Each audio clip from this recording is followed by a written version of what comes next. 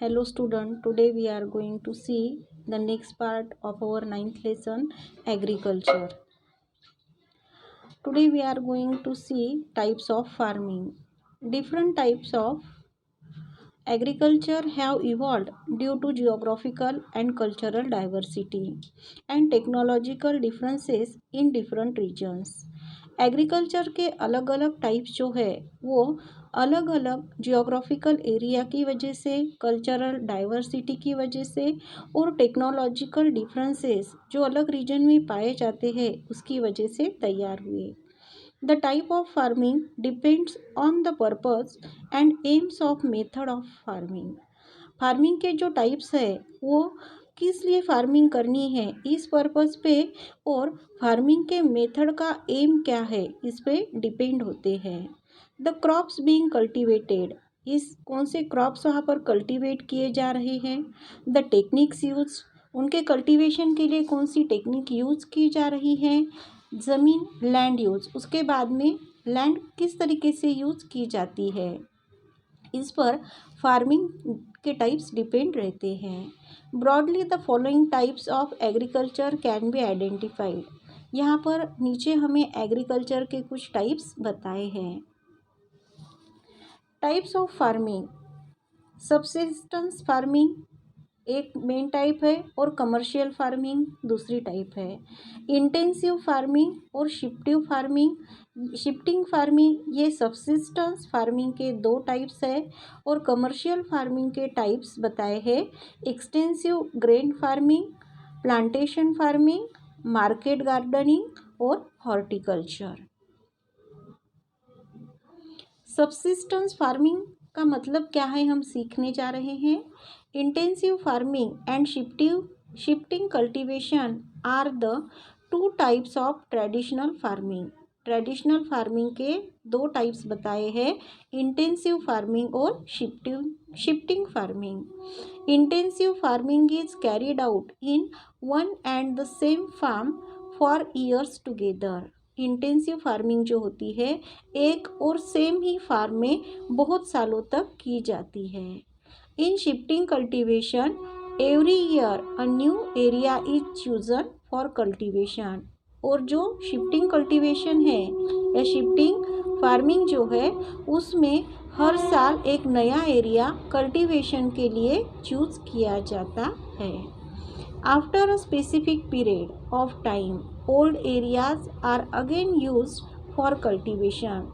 और कुछ specific time के बाद, कुछ स्पेसिफिक पीरियड के बाद में जो ओल्ड एरियाज़ है उसे फिर से कल्टीवेशन के लिए यूज़ करते हैं. Intensive farming, getting maximum production from a minimum area is the characteristic of intensive farming. Intensive farming का कैरेक्टरिस्टिक बताया है, getting maximum production. Minimum area यानी कम एरिया होगा तो भी उस एरिया से ज़्यादा प्रोडक्शन हासिल करना, ये इंटेंसिव फार्मिंग की खासियत है. ड्यू टू लार्ज पॉपुलेशन और लिमिटेड अवेलेबिलिटी ऑफ लैंड पर head holding is small. Population जो है वो ज़्यादा है और लैंड की अवेलेबिलिटी कम है, इसकी वजह से पर हेड यहाँ पर सबको कम ही मिलता है. This type of farming is mostly seen in developing region. Intensive farming जो है वो डेवलपिंग रीजन में ज़्यादा करके देखने को मिलती है. Farm production is sufficient only for the requirement of the family. Farming का जो प्रोडक्शन होता है वो सिर्फ फार्मिंग करने वाली फैमिली की ज़रूरतों के लिए ही पूरा होता है. In this type of farming the cultivator and his family are totally dependent on farming. इस तरीके की जो फार्मिंग होती है उसमें कल्टीवेटर और उसकी पूरी फैमिली इस फार्मिंग पे ही डिपेंड रहती है. As farm production is low, the economic condition of the cultivator is also poor. जैसे ही प्रोडक्शन फार्मिंग का कम हो जाता है तो इस कल्टीवेटर की जो इकोनॉमिक कंडीशन है वो भी खराब हो जाती है. यहाँ पर टेरेस फार्मिंग बताए हैं, घर के टेरेस के ऊपर किस तरीके से फार्मिंग की जाती है। In this type of farming mostly animate energy is used. इस तरीके की जो फार्मिंग होती है उसमें ज़्यादा करके एनिमेट एनर्जी यूज करनी पड़ती है। Beside the cereals vegetables are also grown to some extent. सिर्फ सीरियल्स ही नहीं, वेजिटेबल्स भी कुछ लेवल पर यहाँ पर प्रोडक्ट किए जाते हैं। Shifting cultivation. Shifting cultivation is primitive type. Shifting cultivation एक कल्टीवेशन की मेन टाइप है। This type of cultivation is practice in the tropics in densely forested area. इस तरीके का जो कल्टीवेशन है, इस टाइप का जो कल्टीवेशन है वो जहाँ पर बहुत ज़्यादा फॉरेस्ट होते हैं ऐसे एरियाज़ में, या फिर हिली ट्रैक्ट्स जहाँ पर है, हिली एरिया जहाँ पर है वहाँ पर देखने को मिलती है। The farmer initially selects a piece of land in the forest. Farmer क्या करता है, फॉरेस्ट में का फार्मिंग के लिए कुछ लैंड का हिस्सा सिलेक्ट करता है। In order to make it cultivable he clears the land by cutting down the trees, plants, removing the shrubs and grass. फिर इस ज़मीन को कल्टिवेबल बनाने के लिए उसे वहाँ पर जो ट्रीज़ है उन्हें काटना पड़ता है। कुछ प्लांट्स होंगे, कुछ श्रब्स होंगे या ग्रास होंगे तो उन्हें निकाल देना पड़ता है। Once the cut trees dry out he burns them. ये कटिंग किए हुए ट्रीज जब सूख जाते हैं तब वो उन्हें जला देता है। The left over ash gets mixed in the soil and acts as manure. इन जलाए हुए ट्रीज की जो ऐश होती है, राख होती है, वो उसी सॉइल में मिक्स होती है और यहाँ पर वो मैन्योर के जैसा काम करती है। Sowing and harvesting is done before the rainy season. Sowing और हार्वेस्टिंग का काम रेनी सीजन के पहले हो जाता है। आपको यहाँ पर फिगर 9.6 में वो बताया है। The production obtained from this is not sufficient to fulfil the food requirement. इस तरीके के फार्मिंग से जो प्रोडक्शन मिलता है वो फूड की रिक्वायरमेंट को पूरा करने के लिए सफिशिएंट नहीं होता। Hence people undertake hunting, fishing and gathering of bulbs and roots from forest. इसीलिए अपनी ज़रूरतों को पूरा करने के लिए ऐसी फार्मिंग करने वाले लोग इसके साथ साथ हंटिंग का, फिशिंग का या फिर फॉरेस्ट से बल्ब्स और रूट्स कलेक्ट करने का काम करते हैं। In this type of farming the fallow period is longer than the crop period. इस तरीके के फार्मिंग में क्रॉप पीरियड का जो टाइमिंग रहता है वो कम रहता है और फैलो पीरियड मीन्स फार्मिंग न करने का जो पीरियड है वो ज़्यादा रहता है। After the productivity of the land depletes in 2 to 3 years। जब लैंड की प्रोडक्टिविटी के बाद में लैंड को फिर से कल्टीवेशन के लिए तैयार होने के लिए 2 से 3 साल लगते हैं। A different piece of land is selected for cultivation. और इसके लिए अगर कल्टीवेशन करना है तो दूसरे लैंड का टुकड़ा सिलेक्ट करना पड़ता है। 9.6 यहाँ पर शिफ्टिंग फार्मिंग की पिक्चर आपको बताई है। अलग अलग यहाँ पर पूरा फॉरेस्ट दिखाई दे रहा है और फॉरेस्ट में के कुछ अलग अलग हिस्से यहाँ पर वो कल्टीवेशन के लिए तैयार करते हैं। Then commercial farming, extensive grain farming and plantation agriculture are the 2 major types covered under commercial farming.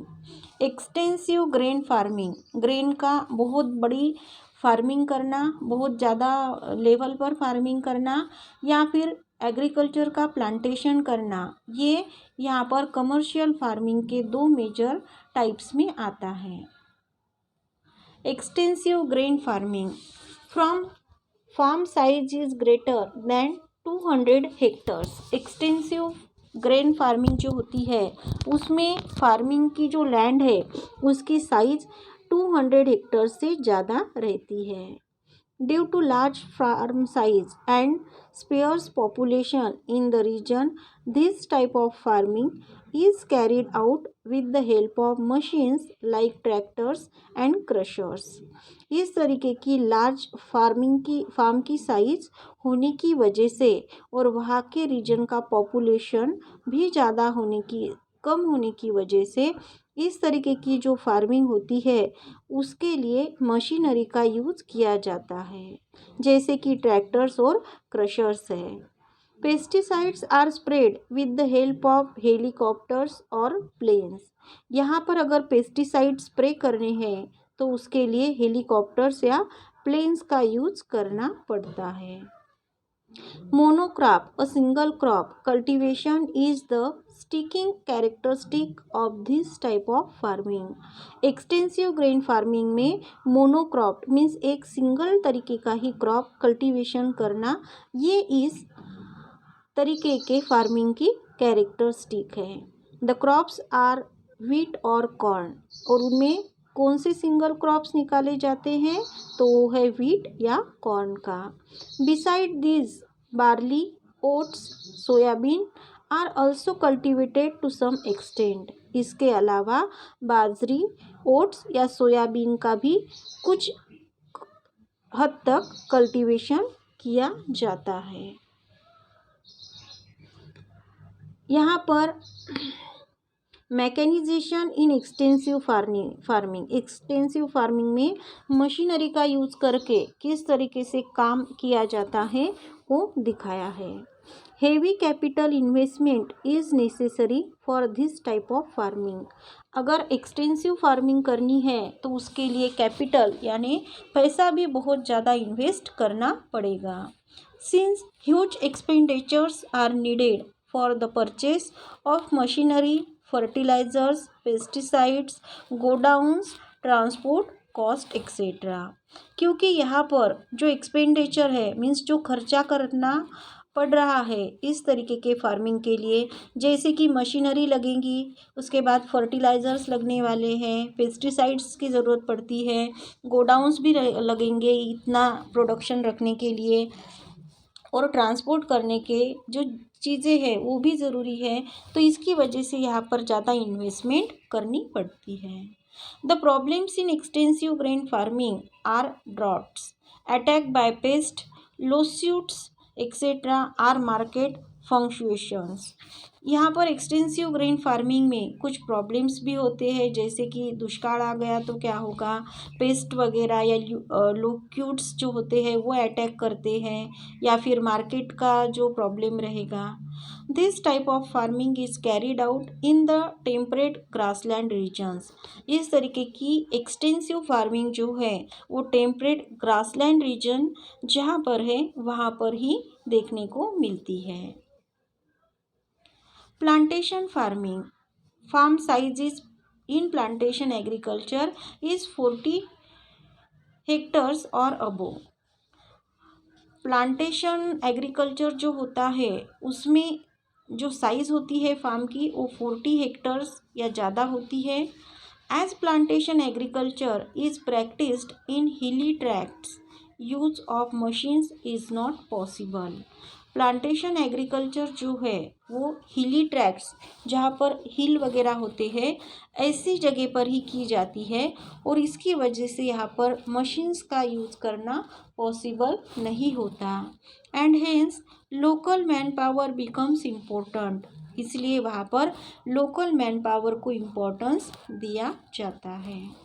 The crop for which the geographical condition are favourable is planted. वहाँ के एरिया की, वहाँ के रीजन की जियोग्राफिकल कंडीशन जिस crop के लिए favourable होगी उसका ही प्लांटेशन करना पड़ता है। This is the single crop cultivation practice too. इसे हम सिंगल क्रॉप कल्टीवेशन प्रैक्टिस भी कह सकते हैं। This type of agriculture does not produce food grains. इस तरीके की जो एग्रीकल्चर होती है वहाँ पर फूड ग्रेन्स का प्रोडक्शन नहीं किया जाता। Only commercial crops like tea, rubber, coffee, coconut, cocoa, spices etcetera are planted. यहाँ पर सिर्फ कमर्शियल क्रॉप्स जैसे कि टी है, रबर्स है, कॉफ़ी, कोकोनट, कोकोआ, इसका ही प्लांटेशन करना पड़ता है। This type of farming began and spread mostly during the colonial period. इस तरीके की जो फार्मिंग है वो ज़्यादा करके कॉलोनियल पीरियड में ही स्टार्ट हुई थी और उसी पीरियड में ये ज़्यादा स्प्रेड हुई। It is practice in the tropics, tropical area में इसकी प्रैक्टिस होती है। This type of farming requires large scale capital investment due to the long duration of crops. Crops की ड्यूरेशन लॉन्ग होने की वजह से, क्रॉप्स को ज़्यादा समय लगने की वजह से यहाँ की जो फार्मिंग की टाइप है उसके लिए कैपिटल इन्वेस्टमेंट भी ज़्यादा करनी पड़ती है। Use of scientific method, scientific methods का भी इसमें यूज़ करना पड़ता है। Exportable production, processing etcetera. Exportable production इसका होता है और प्रोसेसिंग के लिए भी खर्चा लगता है, इसकी वजह से इसमें इन्वेस्टमेंट ज़्यादा लगती है। Climate, man power, deterioration of environment, economic and managerial problems are the major issues faced by this type of agriculture. इस तरीके की को जो एग्रीकल्चर है उसमें और भी दूसरे प्रॉब्लम्स होते हैं, जैसे क्लाइमेट का प्रॉब्लम आ सकता है, अगर मैन पावर नहीं मिली तो, एनवायरनमेंट की तरफ से अगर कुछ खराबी हुई तो इकोनॉमिकल या मैनेजरियल प्रॉब्लम्स भी आ सकते हैं। This type of agriculture is practice in India and other south Asian countries, Africa, south and central America etcetera. इस तरीके की जो एग्रीकल्चर है उसकी प्रैक्टिस इंडिया में, साउथ एशियन कुछ कंट्रीज़ में, अफ्रीका में और साउथ और सेंट्रल अमेरिका में की जाती है। We will see the next part in our next